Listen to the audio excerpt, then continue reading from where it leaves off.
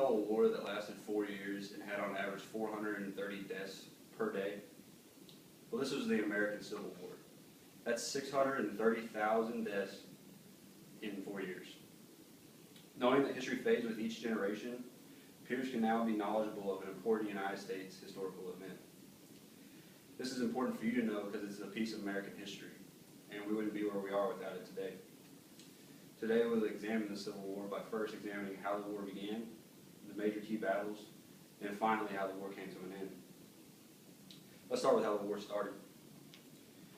According to the Concise Illustrated History of the Civil War by James I. Robertson, Jr. in 1971, the Civil War began on April 12, 1861 with the attack on Fort Sumter. The Southern Army started artillery bombardments on Fort Sumter. After 34 consecutive hours of artillery, the fort finally surrendered. And here's the attack on Fort Sumter. You can see the Confederate Southern batteries firing upon the Union soldiers in Fort Sumter.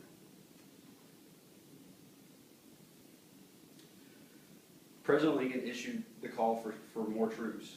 The American Army at this time didn't have very many troops because they never thought a civil war would happen. So they only had about 17,000 troops. So President Lincoln called for 75,000 volunteers. Now that you know how the Civil War began, let's talk about the major key battles.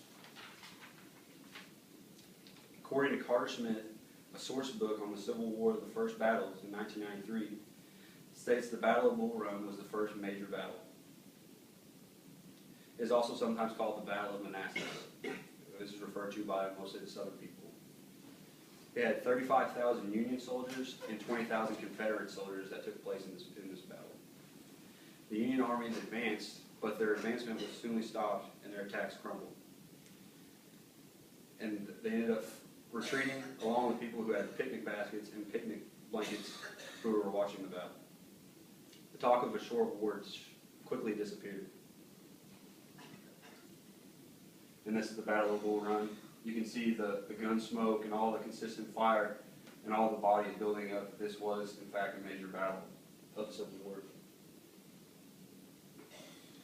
The next battle is the Battle of Antietam, which was the bloodiest one-day battle throughout the war.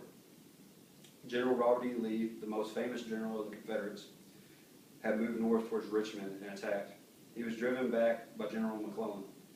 This is referred to as the Bloody Lane Battle because there were so many bodies and so much blood that it completely covered the road.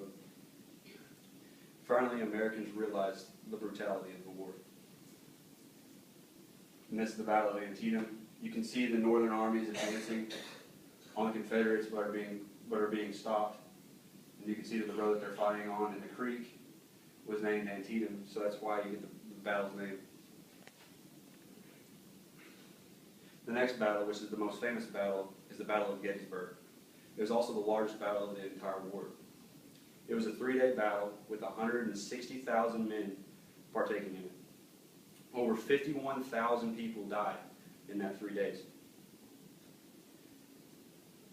And here you can see why there were so many people who died, because the firing took no more than probably about 8 to 10 feet away, with several of thousands of guns going off at one time. Now that you know the major key battles, let's see how the war came to an end. According to Jennifer Lynn Meter in the site The Civil War in 2001, informs the war ended at Appomattox Courthouse. General Lee waved a white flag from Appomattox Hill after being drove back by General Grant.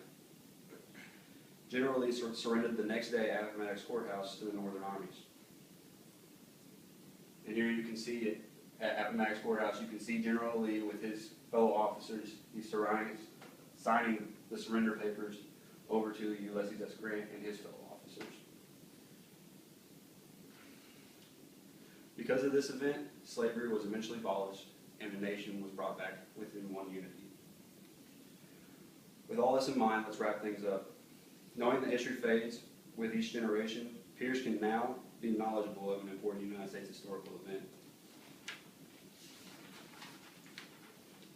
Today we did examine the Civil War and by first examining how the war started and through the key battles, and finally by how how the war ended. The Civil War was a drastic point in United States history.